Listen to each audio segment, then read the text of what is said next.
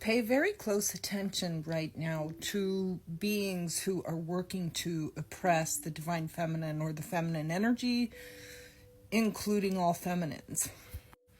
Because what's happening right now is this is the timeline for the return of Christ.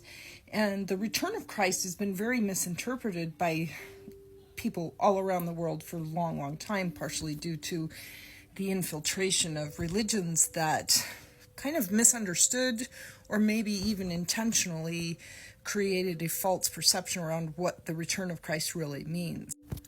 The return of Christ really has to do with the return of the Christ bride. This is the restoration of balance back on earth that has to do with the divine feminine and the divine masculine, i.e. the twin flames, to be restored back on earth, which creates heaven on earth. And what's really happening is that we have negative entities, demons, demonic beings, etc., that are playing out in humanity that are creating a frequency war, meaning that they are trying to hold down the frequency of the collective, partially through the oppression of the divine feminine, which we have witnessed on earth happen since the very beginning of time. It is no accident that this has been occurring on earth. This was directly, intentionally created in many facets to prevent the return of Christ, i.e. the return and restoration of the twin flame. If you understand the twin flame story, it's a completely cosmic story that affects everyone and everything on earth. It represents all of the 12 zodiac signs. It represents the 12 apostles. It's the epitome of the story of life and the story of humanity. So in essence, it's the story of you. And whether you're a male or a female, you have divine feminine and divine masculine energies within yourself, but at the same time, there's a lot to be said about the fact that there are physical incarnations of males and physical incarnations of females, and the oppression of the feminines is literally an effort to prevent the return of Christ.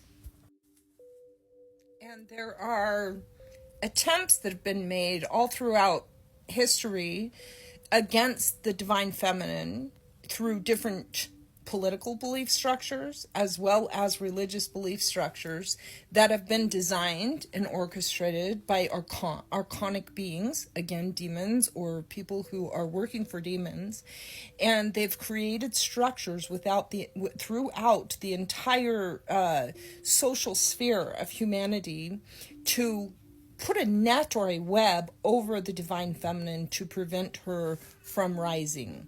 This has to do with restoring Lemuria. It has to do with the rise of Lemuria. It has to do with healing and correcting Atlantis. And it's why Atlantis fell also. So when you're looking at structures like politics, pay attention. On one side, there's a lot of oppression happening to women where their rights are being taken away from them in the sports arenas, in the bathrooms, in the prisons, wherever it is. And they're being basically put in danger, in dangerous situations by beings who are actually getting sexual gratification or other types of gratifications through some of the efforts that they're making to work against the divine feminine. Again, this is a form of entity attachment. And on the other side of things, there are these, which I guess you could call right type beings or even Christian type structures, and I see this in many different religions where they actually believe themselves to be above the woman, and this is absolutely, again, antichrist. There is no room for misogynistic belief structures in the higher realms. When you look at and study what the Elohim are, the Elohim angelic beings that are the angels who sit in the same realm as God, next to in the right hand of God, they are made male and female unto the likes of God. That is also male and female, which is, if you break down the words, Elohim means he and she. It means we. And that is the essence of God, is we. And until you understand the we soul that is made unto the likes of God, male and female, then you're going to continue to work against God.